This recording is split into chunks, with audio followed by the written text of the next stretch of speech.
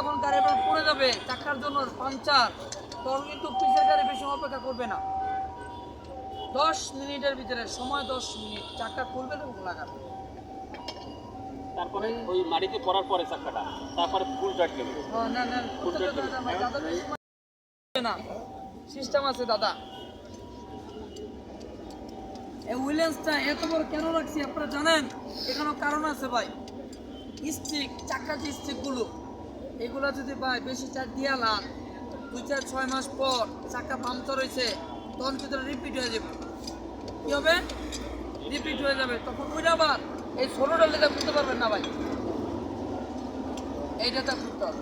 আর এইগুলা সবার গাড়িতে নাই, কেউ গাড়িতে নাই, এগুলো একমাত্র বানায় নিতে হয়।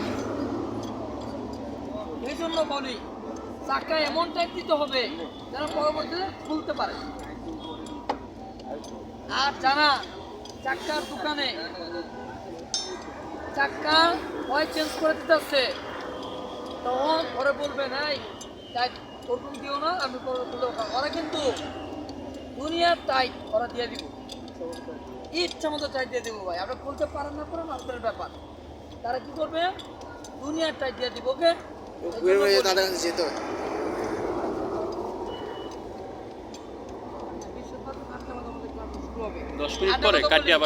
আমাদের ইঞ্জিন ক্লাসটা প্রতি বৃহস্পতিবার 8টা বাজে শুরু হবে। যদি কোনো ভাই ব্যস্তজন আসতে না পারেন, সমস্যা শুক্রবার সকাল 9টা, কিন্তু সোমবারের যে ক্লাসটা 4:30 বাজে, ওইটা কিন্তু আমি আর দেবো না, ওইটা ওই বাড়ি সোমবার সকাল 4:30টায়।